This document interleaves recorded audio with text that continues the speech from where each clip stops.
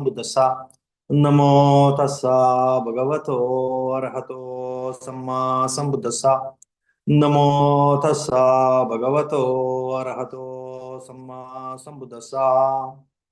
Iti piso bhagava arahang samma sambuddho vidyacharana sampanno sugato lokavidu anuttaro purisadam sarati satta deva manusanang buddho bhagavati. Namo tassa samma sambuddhassa. Swakhato bhagavata dhammo sanditiko akaliko ehipassiko panayako pachatang veditabbo vinno heti. Namo tassa niyanika sadammasa. Supatipanno bhagavato savaka sango ujupatipanno bhagavato savaka sango nyaya patipanno bhagavato savaka sango samichi patipanno bhagavato savaka sango idang chattari purisa yugani atta purisa puggala esa bhagavato savaka sango ahuneyo pahuneyo dakkineyo anjali karaniyo anuttarang punyaketang lokasati. Namo tassa atta arya puggala mahasangasa. Sukhi Mangal ho. So this Mahāparinibbāna Sutta, first section, second section, the first part, second part we have seen. So it's all the journey of Lord Buddha from this Rajgir. Rajgir is the place Buddha was staying. It's in the Magadhan Empire. The capital, that time it was the capital of Magadhan Empire. And there was one very famous mountain range, Gijjakuta, in the Vulture's Peak. From there the journey started. To go where? To go to this Kushinara. Rajgir, it's in Bihar. The present day Bihar, it's called Rajagriha. It's close to Bodh Gaya, not very far from Bodh Gaya. And from there the journey started, from Rajgir, to go to this Kushinara. It's in UP, northern UP, very close to Nepal border, the present day Nepal border. And then Buddha has to go through several cities, cross several rivers, including the river Ganges. And during that journey, he met several people, several monks, lay people, kings, and very devout disciples, lay disciples, monastic disciples, and some like a last message before his Mahāparinibbāna, the ultimate final demise, the great demise. He has to meet the disciples, of course. That is again one of the responsibilities, one of the duties of the supremely enlightened teacher. Just saying like a goodbye, that is one thing. Second thing, giving the last message, how to practice this Dhamma, how to be liberated from the samsara. That last message also, as a great master, he has to deliver. He has to address the people with this last message. So he started traveling. A few months, maybe more than 9 months. Yeah, I think more than 9 months, 10 months before he started his journey. And as you know, he met the Sariputta, and he gave him, the Sariputta clearly explained how supremely enlightened Buddha is authoritative, and there is no other teacher who is superior to Buddha. And his answer is like, the drift of the Dhamma I could understand, though I don't know the previous Buddhas, the future Buddhas, even the present Buddha's mind, but I can comprehend where the teachings will lead by practicing the teachings, where a disciple's mind, where it will reach, what stage the mind will reach, the ultimate stage of transcending both the materiality and mentality, transcending all the defilements of the mind and reaching absolute purity of the mind. That is very much inherent in all the teachings of Buddha. So because of that reason, I can easily declare, proclaim, roar like a lion that this teacher is the teacher of utmost, like say, quality, utmost authority. So in that way, this Sariputta proclaimed. And then in the seconds, of course, then Buddha met several other people, other uh, lay people and monks, and gave the discourse. And of course, he was highlighting about the Four Noble Truths and this three-step training. Shil, Samadhi, Panya, the Four Noble Truths, holding on. Attachment is the cause of suffering. The more you become skillful in letting go, the more you become free from this bondage, the more superior happiness you experience. That's what Buddha started teaching in this last journey while he was meeting different people. Then in the second section, you can see how Buddha, after crossing the river Ganges, he entered Vaishali. It's one more big city during that time, and of course it belonged to the other kingdom, the Vajjian kingdom, the Vajjian princess, the Vajjian province. They have this Vaishali as the kingdom, capital city. And for the Magadhan Empire, it was Rajgriha, from where Buddha started his journey. So in this Vaishali, and again, in that last message to these Magadhan people also, what Buddha said, people simply roam around, looking for this, looking for that to cross the river. But a wise man, he already crossed, because by his supernormal powers, he crossed river Ganges. River Ganges, actually, it was the boundary for this Magadhan Empire and for this Vajjian Empire. So he could cross this river Ganges, and thereby he could cross this Magadhan Empire, and he could reach the Vajjian Empire by his supernormal powers within no time, in fraction of second. Then he declared, the people you see, they are looking for this and that, boat or ford or this. They're simply struggling to cross in a figurative way, in a metaphorical way, that crossing samsara is possible only by the wise people. That's what Buddha declared. Again, to motivate people to become wise and to cross this samsara, not get stuck in this worldliness and this samsara. That's what is the intent of Buddha's last message also to these Magadhan people. Then in Vaishali also, he never discriminated his followers, you see.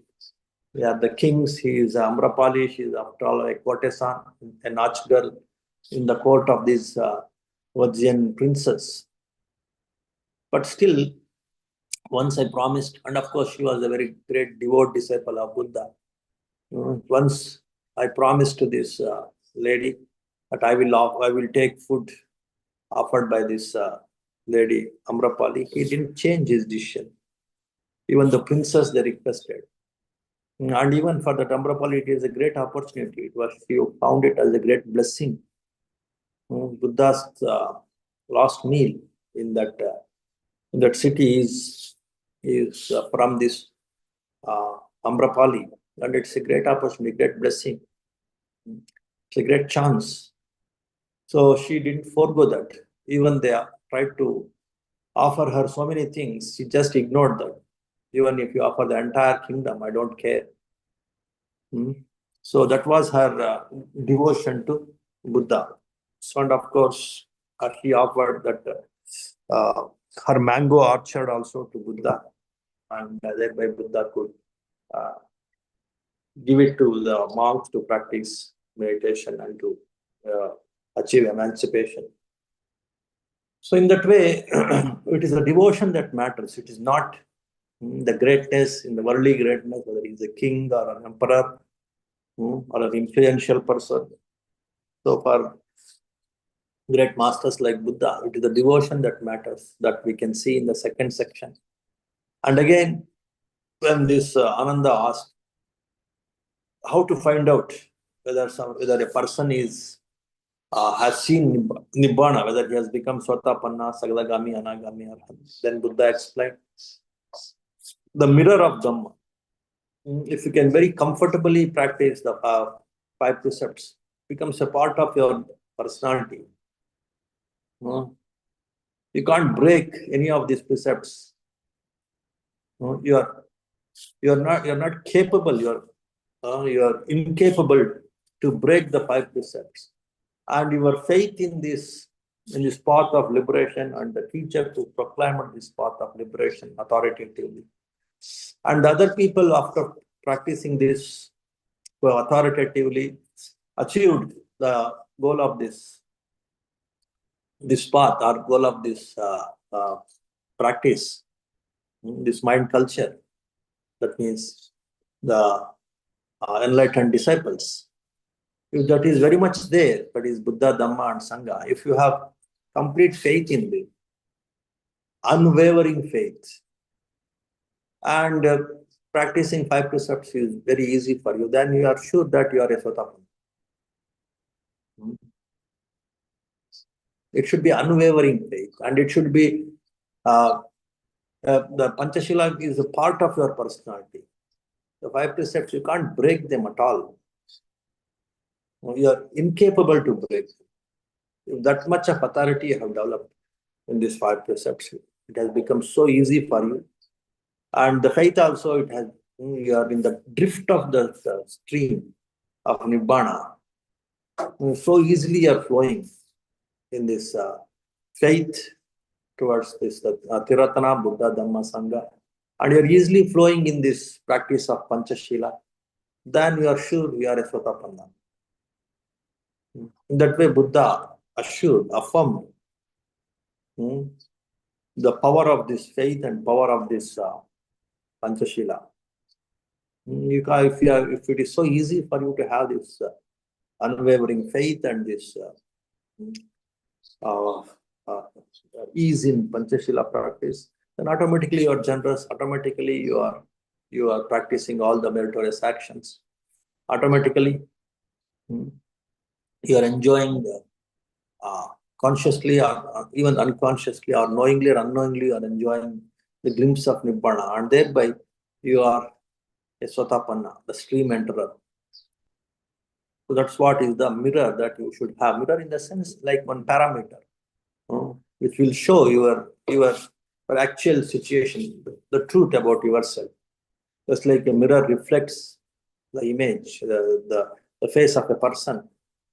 The same way, this mirror of Dhamma that Buddha is talking about, it reflects your actual nature, whether you have entered this stream of Nibbana or whether you have not entered this stream of Nibbana, whether you have become Sotapanna or not become Sotapanna. That's what we have seen in this second section. And again, in the second section, we have seen Buddha, there is nothing for me to hold in my fist. Everything I have offered.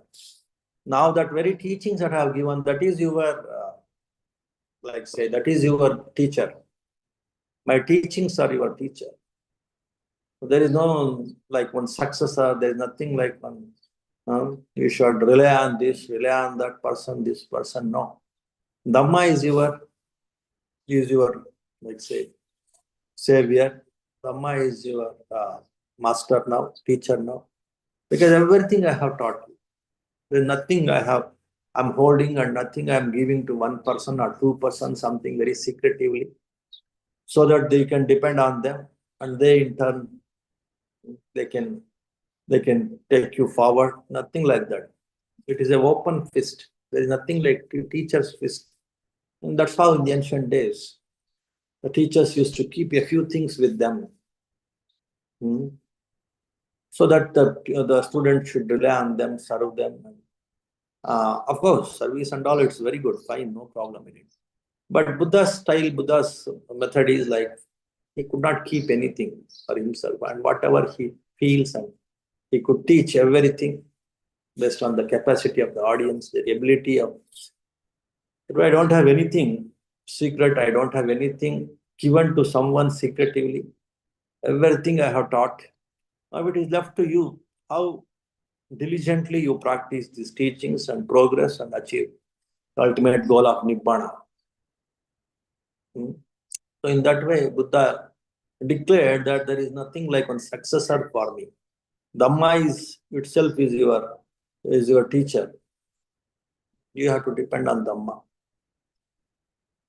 Even Buddha himself, he was taking refuge in Dhamma because he knew very well in one of the suttas, that Buddha, she thought that now I don't see anybody, any human or any deva, or any person for that matter, any individual, any being for that matter in this samsara, in this existence, who is more authoritative, either in Shila or Samadhi or Panya. So then whom should I take refuge? There should be someone who is superior to me. Then only I can live peacefully. You see the beauty here. Many people, they think they want to be number one.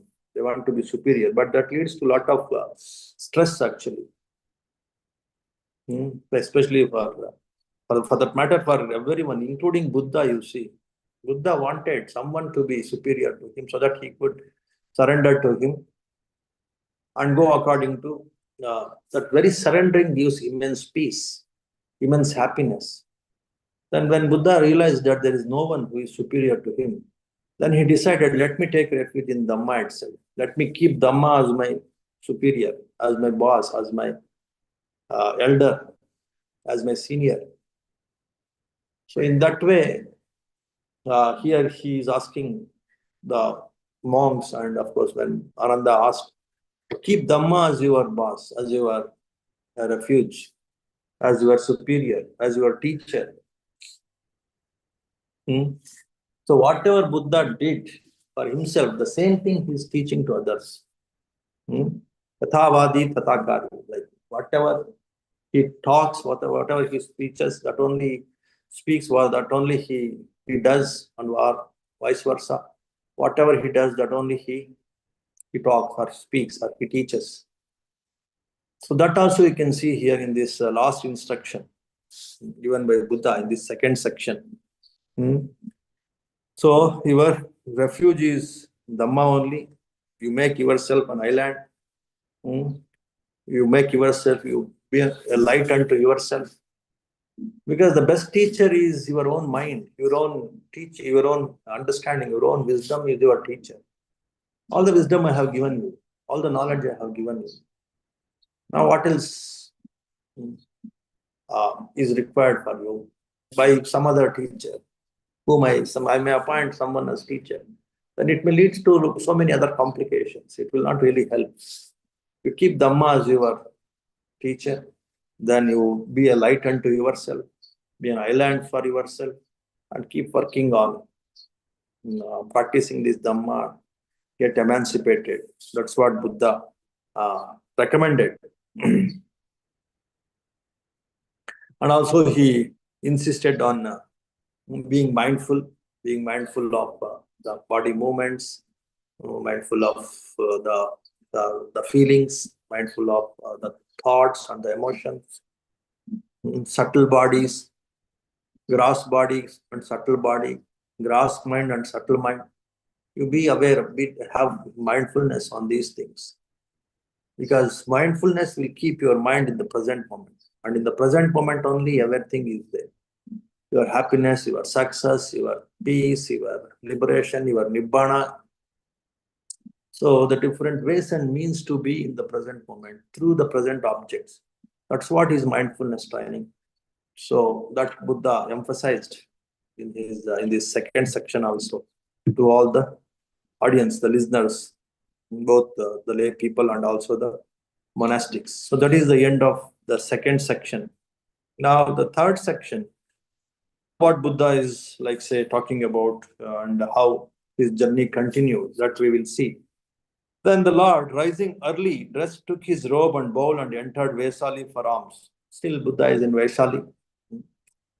In this third section also. Having eaten on his return from the alms round, he said to Venerable Ananda, bring a mat, Ananda. We will go to the Chapala shrine for the siesta. Siesta means like afternoon rest, afternoon nap. Very good, Lord, said Ananda, and getting a mat, he followed behind. So after having the alms food in the during the early noon time, then Buddha said, now take the mat and we'll go to Chapala shrine. It's one more monastery that was offered to him, and there we will go and take some rest. That's what Buddha told, and accordingly, Ananda and Buddha, they came to Chapala shrine, and Ananda, again now Buddha gives one beautiful hint regarding what that we will see. Ananda saluted the Lord and sat down to one side. And the Lord said, Ananda, Vesali is delightful. The Udayana shrine is delightful. The Gautamaka shrine is delightful. The Sattambaka shrine is delightful. The Bahuputta shrine is delightful. The Chapala shrine is delightful. Whoever has developed the 4 roads to power, practiced them frequently, made them his vehicle, made them his base, established them, become familiar with them, and properly undertaken them, could undoubtedly live for a century or the remainder of one. The Tathagata has developed these powers, properly undertaken them, and he could, Ananda, undoubtedly live for a century or the remainder of one. You see, what is the hint that Buddha is giving here? See, the 4 powers of success, the steps of success, powers of success, and it's also called 4 roads to power, 4 steps to power or 4 roads to power. Like Buddha, of course, the Iddhipada, many of you heard of this Iddhipada, the success steps or the roads to power or the steps to power. Chanda, Virya, Chitta, Vimamsa, these things Buddha had developed, of course. For all supremely enlightened Buddha, and for supremely enlightened Buddhas who have developed this for Iddhipada. Living for 120 years is very easy. That's what Buddha is hinting here to Ananda. A century and a remainder of one. That means like it is 120 years. So Buddha could easily live 120 years. So when Buddha says something is delightful and Buddha has developed this Iddhipada, then it is a hint for the favorite disciple, like Ananda, to request Buddha to live for long. That time Buddha was 80 years old. And he would have requested Buddha, another 40 years you can live and you can teach, and so that more and more people will be benefited. But what happened during that time? Venerable Ananda, failing to grasp this broad hint, this clear sign, did not beg the Lord. So let the Lord stay for a century, may the welfarer stay for a century for the benefit of happiness, benefit and happiness of multitude, out of compassion for the world, for the benefit and happiness of devas and humans. So much was his mind possessed by Mara. You know Mara. Mara is always, he was always behind Buddha, even before his enlightenment also. Just he wanted to obstruct Buddha to achieve enlightenment, point number 1. Point number 2, he wanted to stop Buddha to preach, and so that other people also become enlightened. Because the very mindset of this Mara used to keep people in his realm of worldliness, this samsara. He wants to keep the people in this samsara, thereby he could have control on the people. That was his mindset. That is a very actually like the very temperament, mentality of these Maras. All Maras, they are of this nature. It is the very nature of Maras. So he tried to actually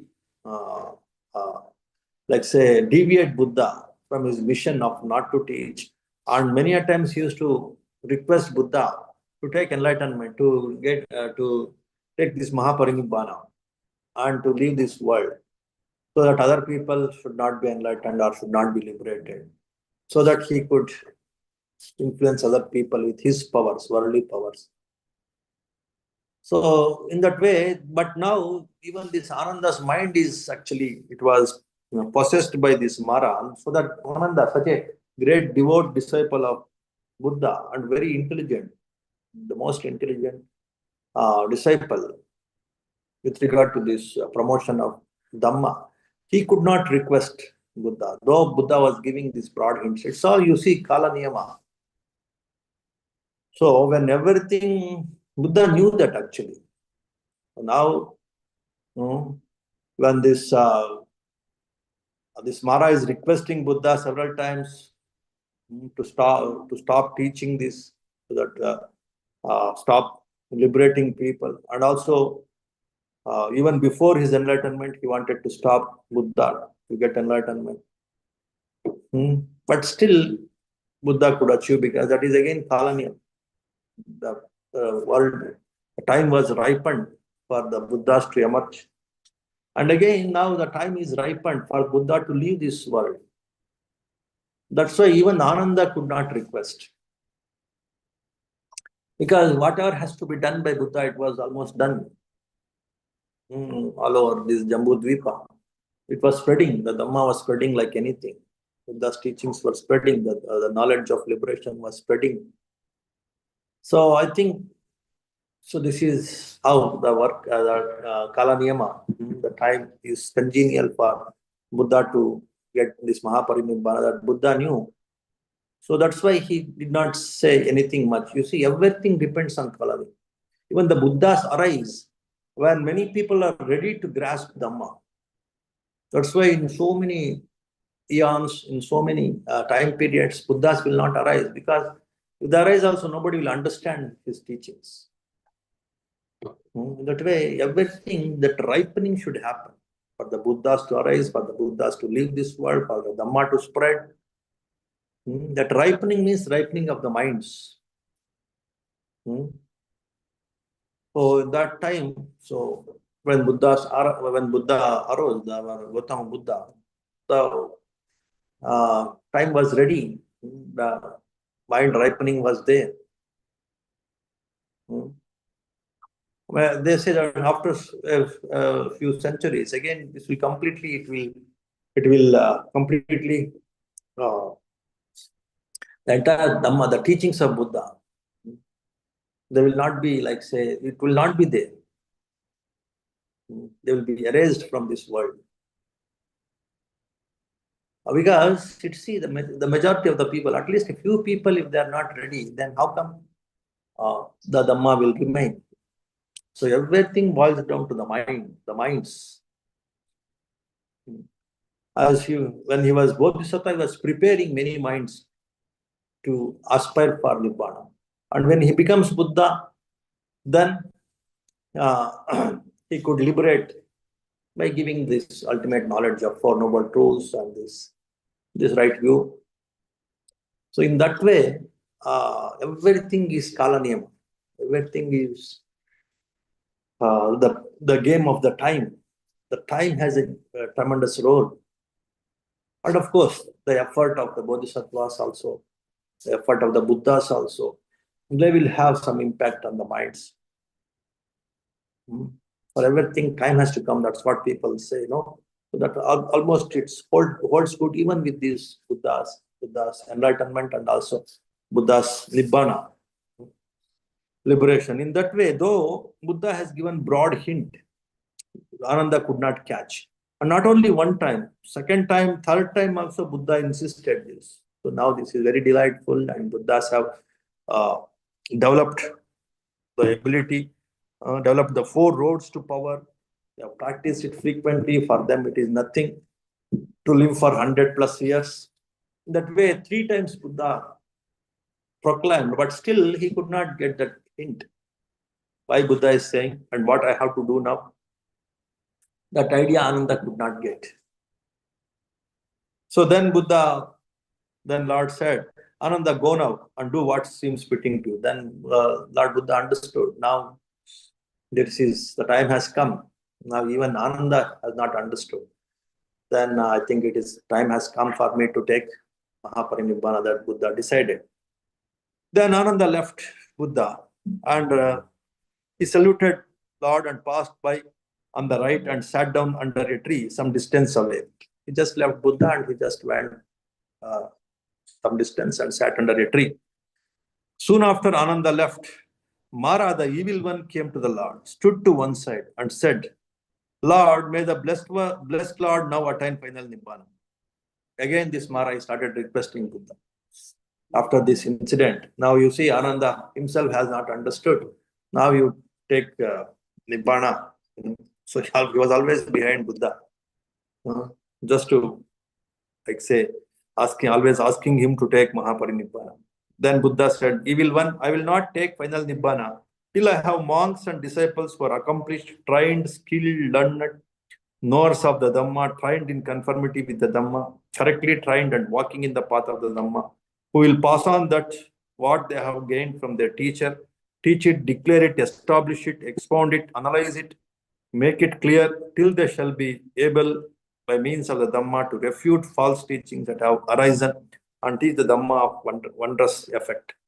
So Buddha, of course, just to get a little more clarity about the time of his Mahāparinibbāna, he refuted the request of this Mara. No, until my disciples, the present disciples, they become very skillful in Dhamma and they should pass on these teachings authoritatively. I will not take Mahāparinibbāna. In that way, he just replied to this request of this Mara. And this again, he insisted this Mara. Now, of course, you have so many disciples, the monastic disciples, lay disciples, who are very capable to teach Dhamma, who have thoroughly absorbed Dhamma, this right view, and they can definitely refute the wrong view-based teachings. They can definitely promote your Dhamma very authoritatively. The monks are ready, the nuns are ready, the lay men followers are ready, the lay women followers are ready, all are ready. Now it is a time for you to take Nibbana. And that way he was insisting again and again. Then again, you see, whenever there is some insistence again and again, then only Buddhas take decision either to teach or to take Mahāparinibbāna. So even when Brahma requested Buddha to teach, then Buddha decided to teach. Now the Mara is requesting Buddha to take Mahāparinibbāna, then Buddha decided to take Mahāparinibbāna. Then Buddha replied to this Mara, you need not worry, evil one, the Tathagata's final passing will not be long delayed. 3 months from now, the Tathagata will take final Nibbana. In that way, now Buddha gave his word. Now, all right, now everything is, I think, congenial for me to take Mahāparinibbāna. Ananda did not request, and this Mara is insisting again and again. And he is telling again and again that the Dhamma is ready now. There are many people who are ready to teach this authoritatively. Now he assured Mara, now all right, in 3 months I will take Mahāparinibbāna, don't worry. So in that way, now that word is given, now it is final. When that word is given, what will happen? A part of his life force, the life principle or life force, it will start evading, it will start dissipating or disappearing. And that happened. The life force in Buddha, it start, like say, diminishing. That from that very moment when Buddha declared, in 3 months, I will take Mahāparinibbāna, that time, the life principle start diminishing, start renouncing. In full awareness, he himself started renouncing the life principle. And when then this occurred, what happened? There's a great earthquake, terrible, hair rising and accompanied by thunder. So that's what Buddha says. After some time, you will come to know why this earthquake happened. And that time, this Ananda, he came, and he was very much terrified with that earthquake, with that great thunder and sound and earthquake, the trembling of the earth. And he came and he requested Buddha, what's this? What happened now? Then Buddha narrated everything. This Mara had come and for 8 reasons, 8 causes for the appearance of a great earthquake. There are 8 causes for the appearance of a great earthquake. So one of the causes, one of the reasons now happened just now. So that's why this great earthquake. What are these 8 reasons? One is a natural reason. And there is a lot of movement of the liquid inside the earth, on which the solid mass of earth is, like say, depending on. When that liquid movement is there, then the earth also will move and there will be a big earthquake. That is a natural reason. Then Buddha gives the reason, other 7 reasons, where this great enlightened masters or the supremely enlightened one, his like say his arrival, and there are so many life events of this supremely enlightened one that will cause this great earthquake. What are those remaining seven other seven reasons? Now, actually, in the seven reasons, one is because of a great ascetic or a Brahmin who has developed the psychic powers, or a mighty and powerful Deva whose earth consciousness is weakly developed and his water consciousness is immeasurable, and he makes the earth shudder and shake and violently quake. That is the second reason. The first and the second reason is also because of some Deva, some great ascetic people who develop tremendous uh, supernormal powers by practicing on these kasina meditations, especially where they are skillful in this water kasina meditation. They can create this kind of earthquakes. So in that way, if some great meditator, if has developed this, and he can create this kind of earthquake, whether he may be Deva or an ascetic or a Brahma or whomever it may be, they can create. That is the second reason why this kind of earthquakes. And the third reason, last reason, eighth reason, it is because of the Bodhisattva. It is because of the Supreme Enlightened One. So how these Bodhisattvas are responsible for the remaining types of earthquakes?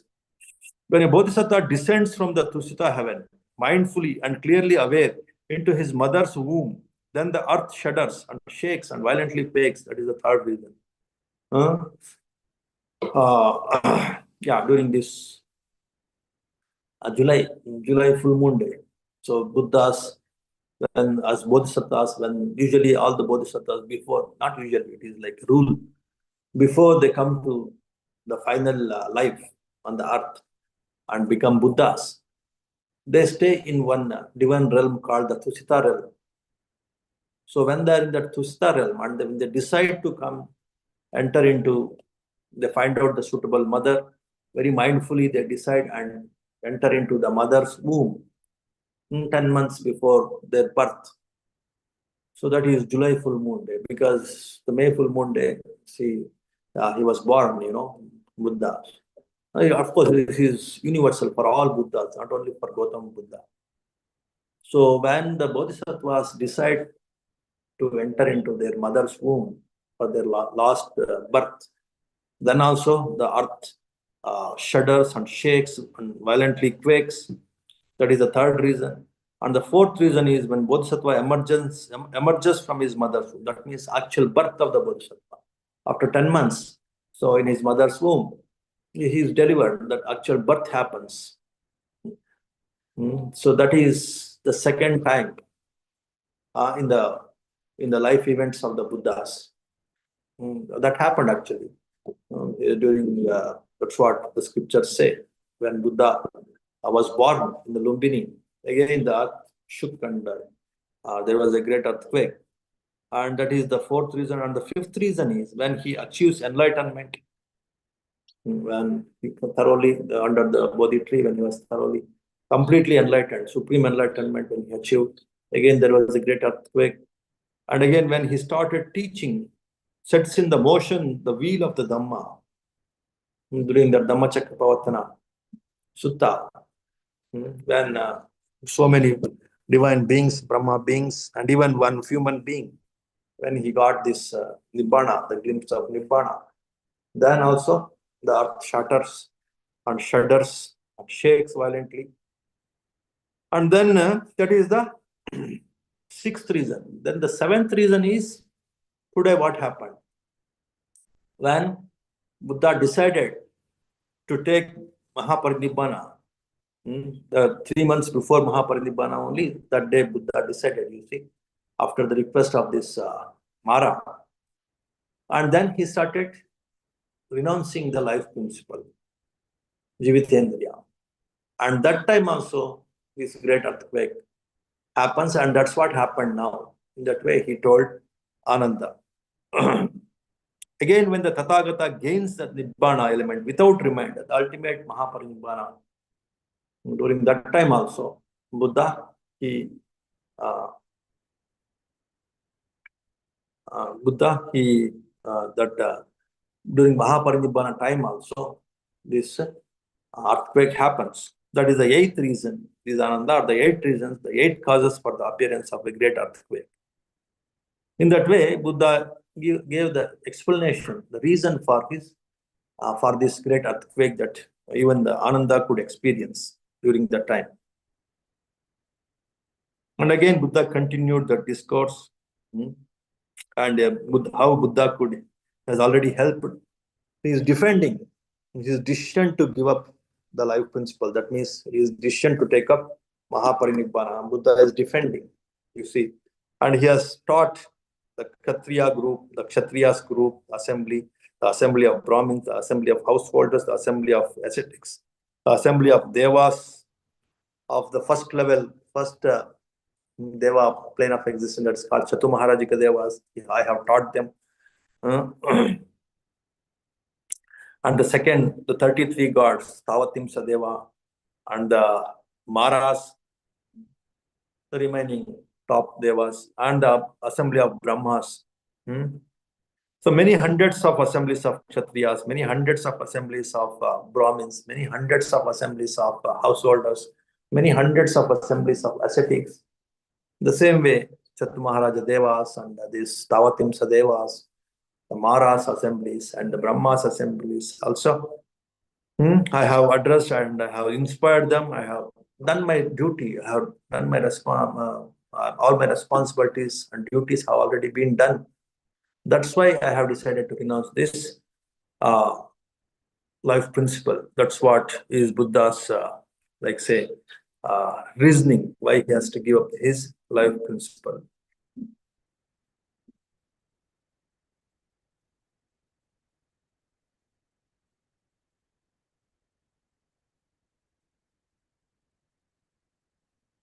So in that way, Buddha is defending that his decision to give up this life principle and decision to take Mahāparinibbāna is fine, is perfect.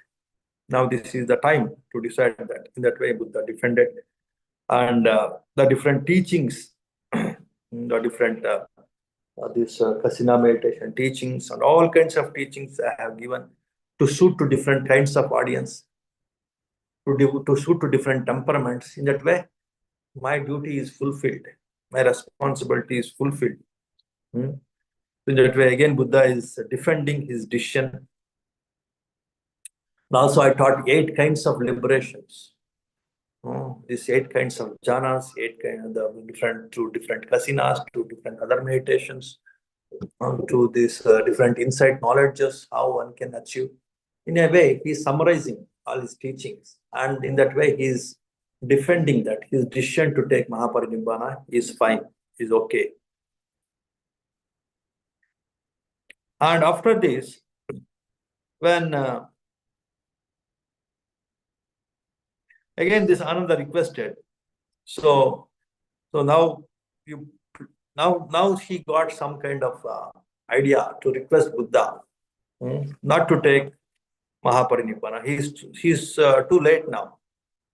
He's late in requesting Buddha, and he again started. Now he got some kind of intuition, some kind of spark in his mind. And now he started requesting Buddha, and then Buddha said, so many times I have given you the broad hint. I can live for 120 years very easily with my Iddhipada, with my power, with my roads of power I have achieved. But you never requested me.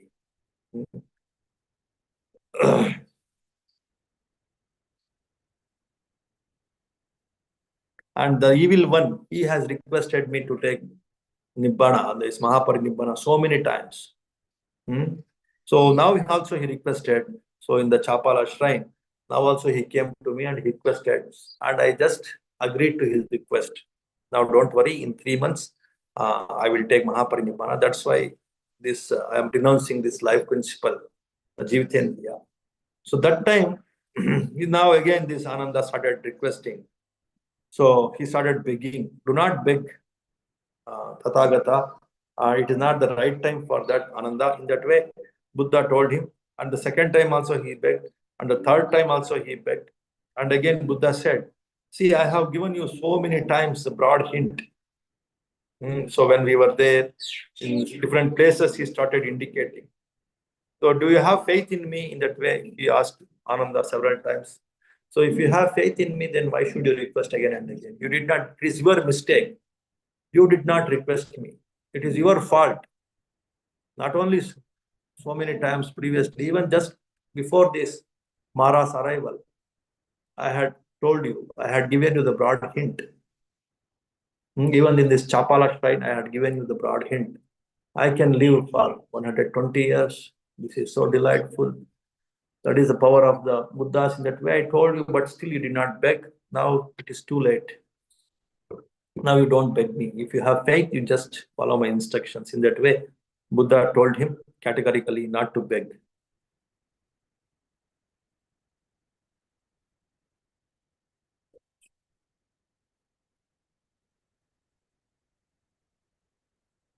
And finally, he consented. Ananda consented. He understood, he consented. He stopped begging. Then again, Buddha started convincing him. See, everything is anicca. So don't worry. Everything, this body, though it's a supremely enlightened one's body, it's also anicca. It has to go. And whatever duties I have to do, already done.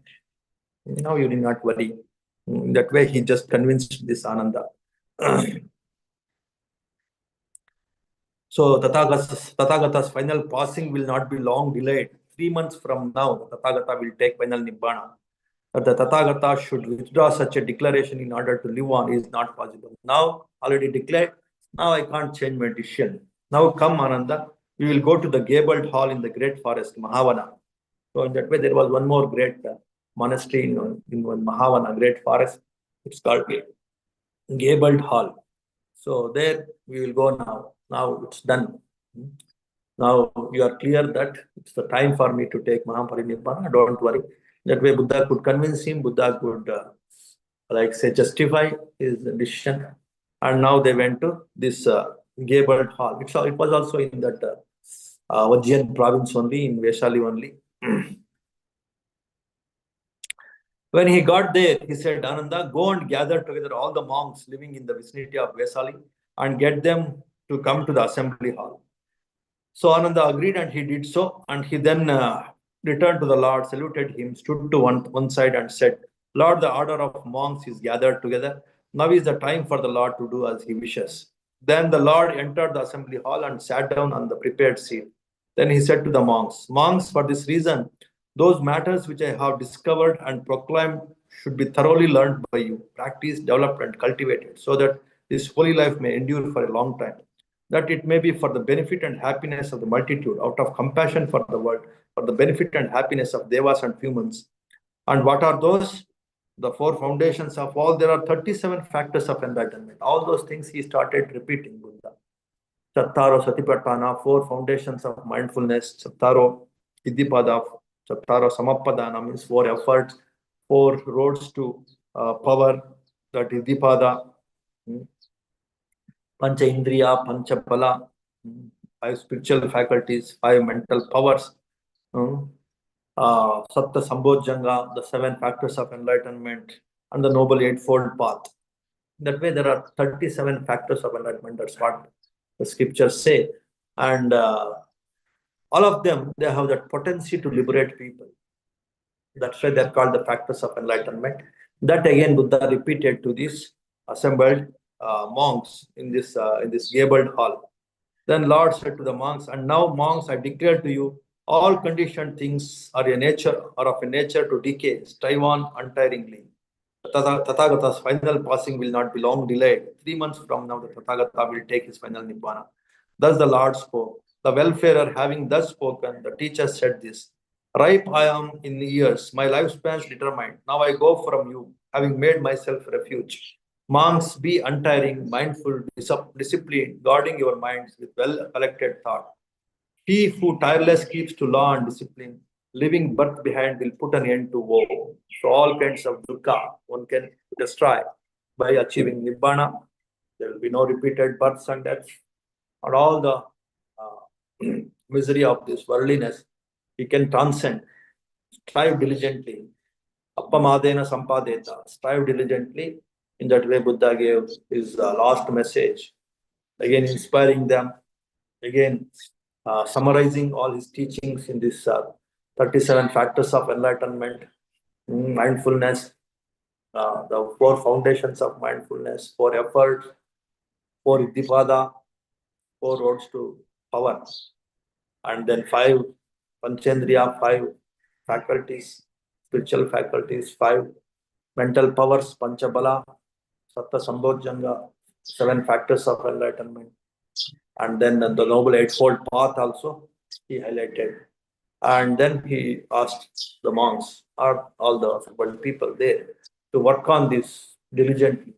Diligence, having complete faith in this and enthusiastically working on this is the way to liberate your minds and to achieve this ultimate happiness of Nibbana. In that way, he inspired the monks there. So that is the end of this 3rd section. Okay, I think this much is enough for today, and if you have some quick questions, you can ask, and then we will conclude.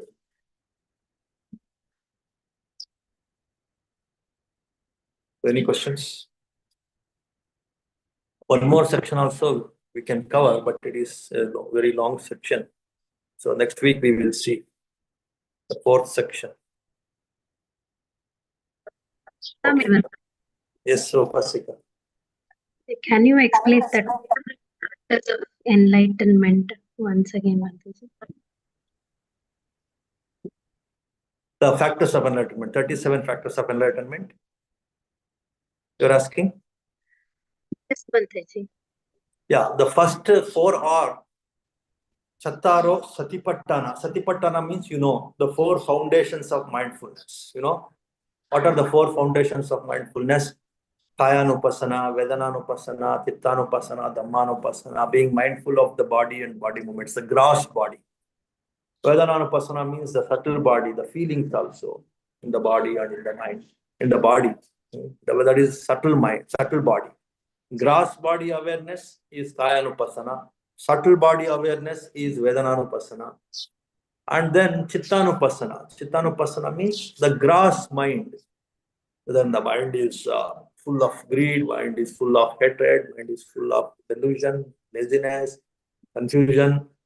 That awareness is Chittanupasana. And the subtle mind means the subtle mind awareness, even the different mental factors that are responsible for this kind of gross mind. Like now the mind is like having some kind of shamelessness. Ahiri means like shamelessness. Now the mind is having little bit of restlessness. It is wobbling. So in that way, if you start noting the subtle mind, the subtle mental factors, it is called Dhammanupasana. So start noting the mental factors, the subtle mental factors of the mind. Here the Buddha calls them as the Dhammas.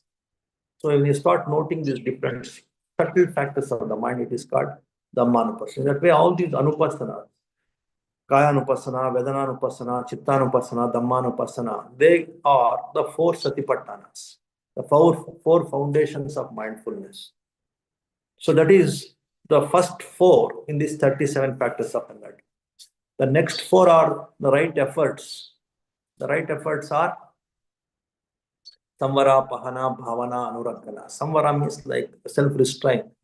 Pahana means like self-restraint from what? Self-restraint from the negative influences, from the unwholesome things. Pahana means like removing, like discarding, like kicking off the unwholesome mental factors from the mind. That is what is Pahana. Like removal. Pahana means like removal. Bhavana means developing the wholesome factors. Anurakana means protecting the wholesome factors. That means like restraint, like removal and developing the wholesome factors. And Anurakana means like protecting safeguarding the wholesome factors. So these are the right efforts that always one should strive on these things. These are the 4 efforts. Even in meditation also, these are the 4 things one should always work on. They are the right efforts. Then Chattaro Iddipada. Iddipada, you know, Chanda, Virya, Chitta, Vimamsa. Chanda means like my choice, liking, accepting.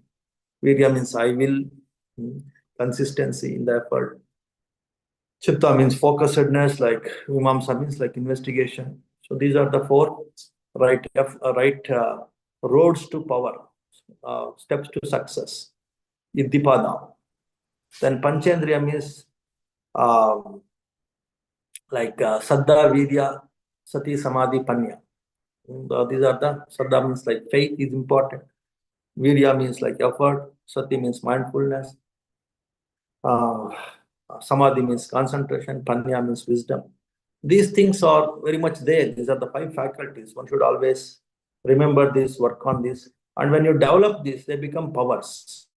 The very same five faculties, the five indriyas, they become pancha balas also.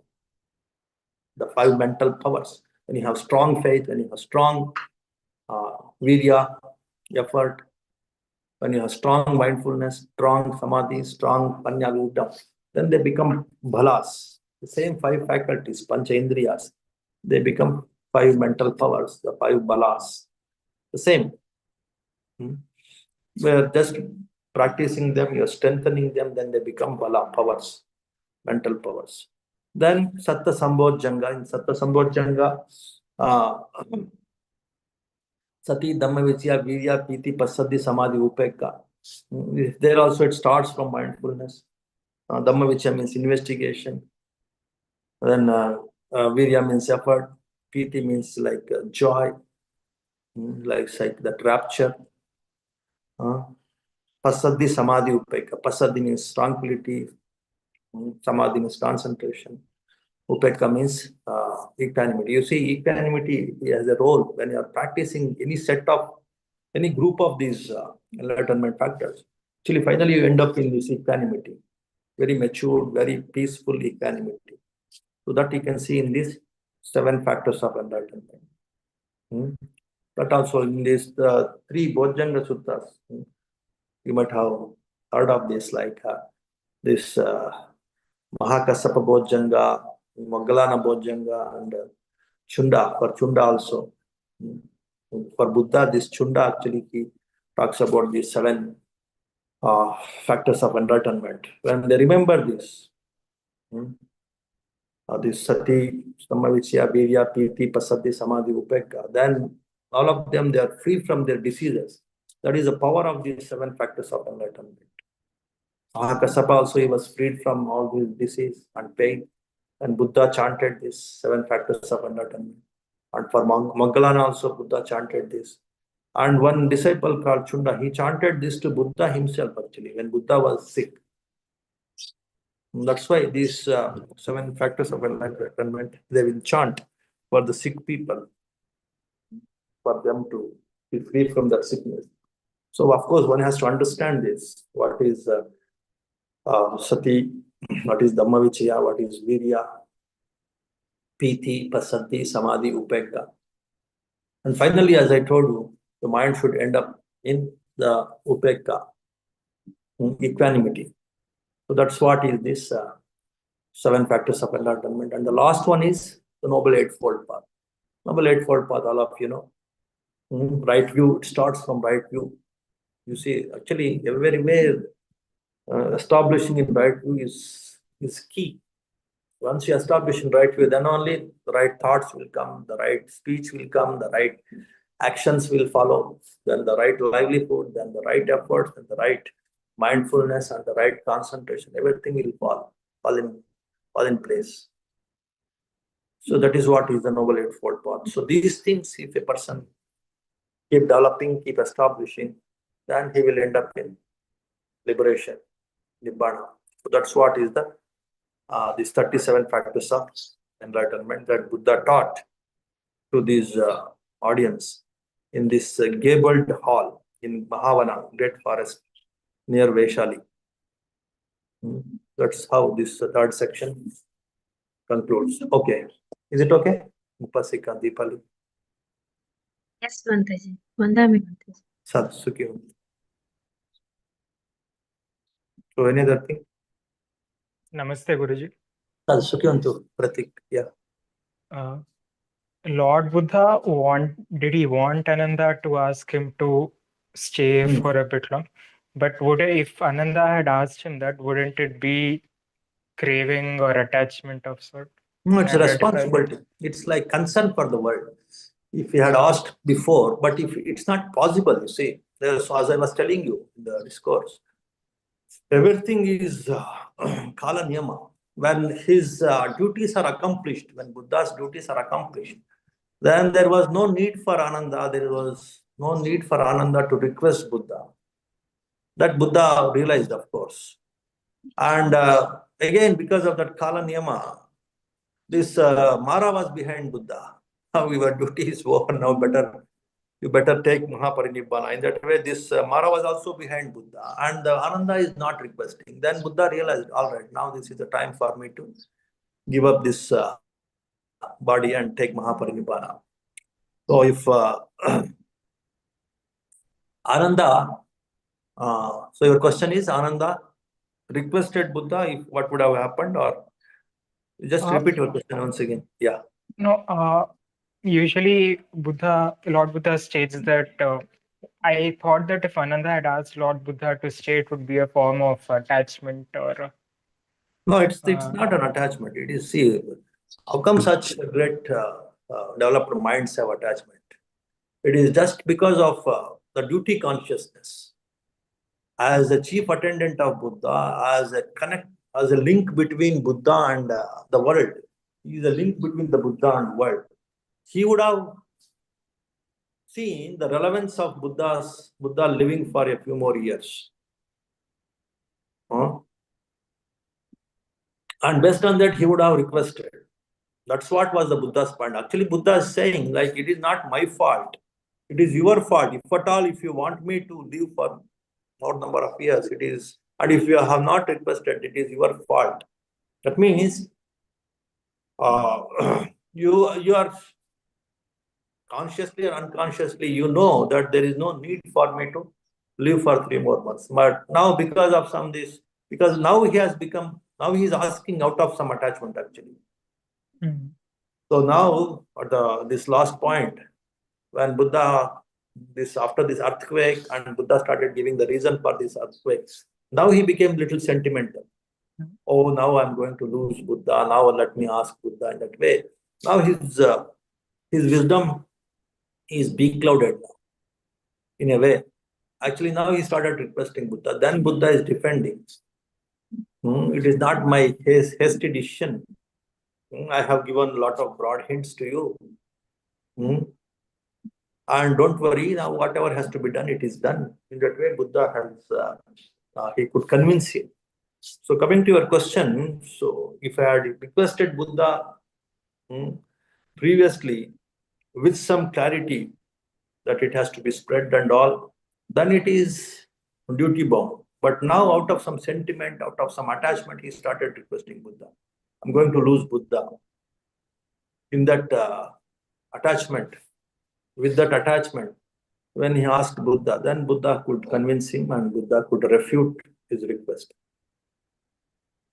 So that way, when this Ananda asked at this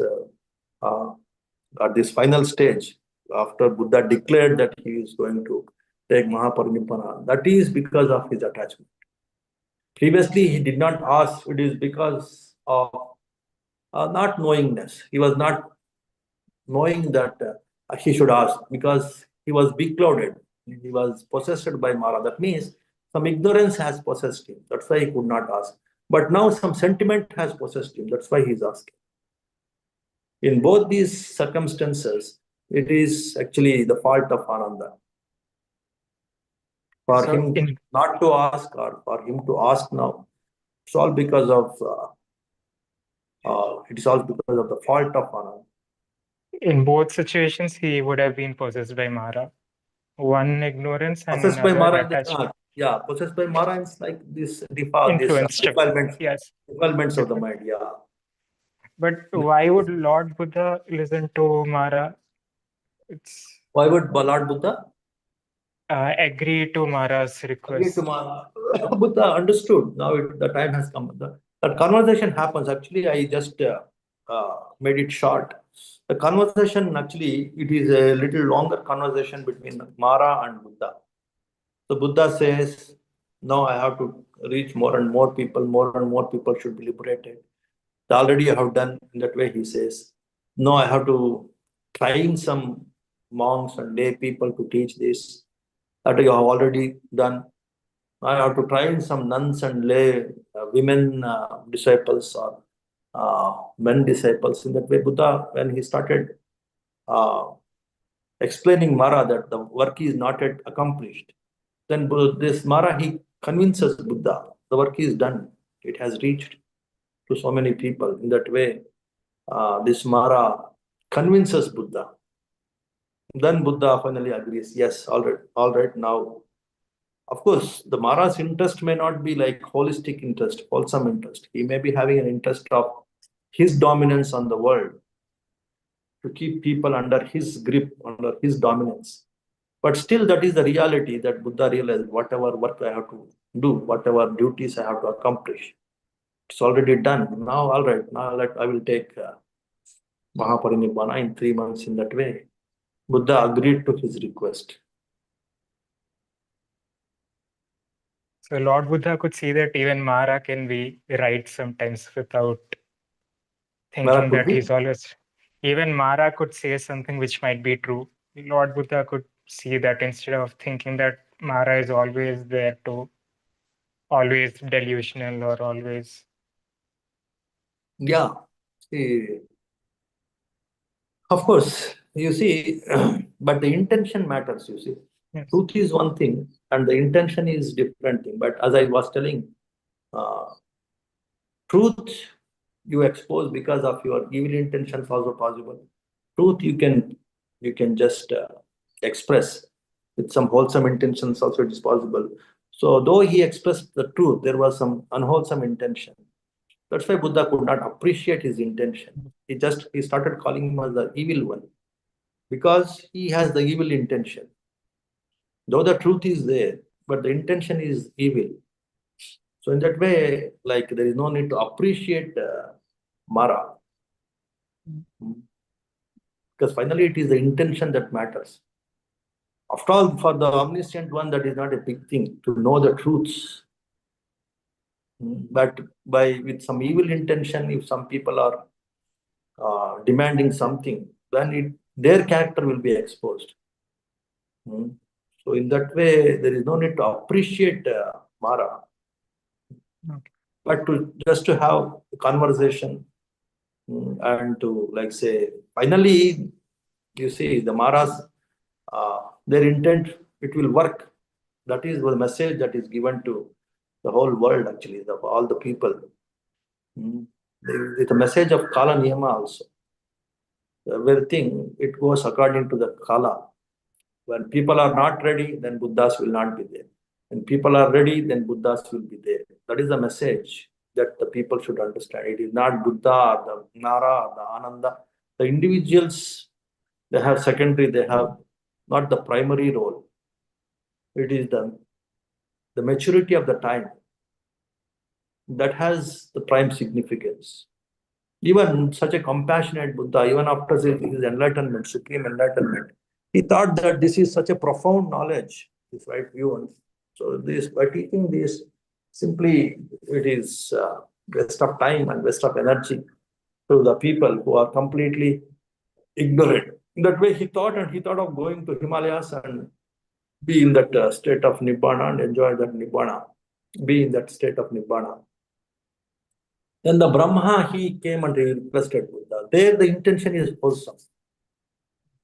The intention of Brahma is to help people, of course, via Buddha, to learn this knowledge of emancipation. And for them, it will be for their welfare. And they will also be liberated. So in that way, any intention that takes the people to become enlightened or liberated, if that intention is there in the person who is requesting, who is influencing, who is expressing the truth, who is revealing the truth, that is one kind of truth based on the right intention. The same way this Mara's intention is the intention based on fixing the people to the world. In that way, that is an evil intention. In both the cases, it is truth only. This Brahma says, at least a few people, they may be having some wisdom, they can catch, they can understand your teachings. Please go and teach.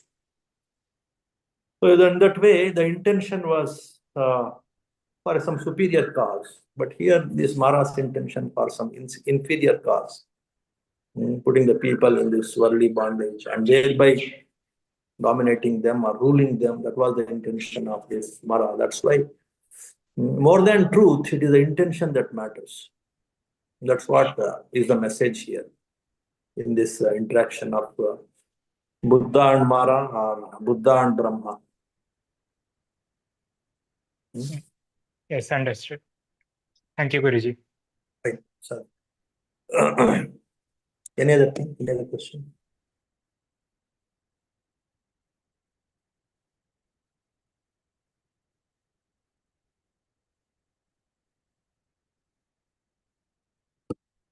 Okay, we'll conclude.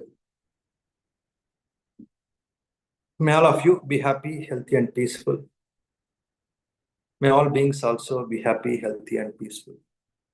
Bhavatu sabba mangalang rakkantu sabba devata sabba buddhanubhavena sabba dhammanubhavena sabba sanghanubhavena tadasotti bhavantu te sukhi bhaveyan nidruko aham nicha ahangviya pita cha me sukhi hontu majjata chataverino imam higammante dam satta hontu sukhi sada tato parancha rajyesu chakkavalesu jantuno. Sat, sukhi hontu, mangal.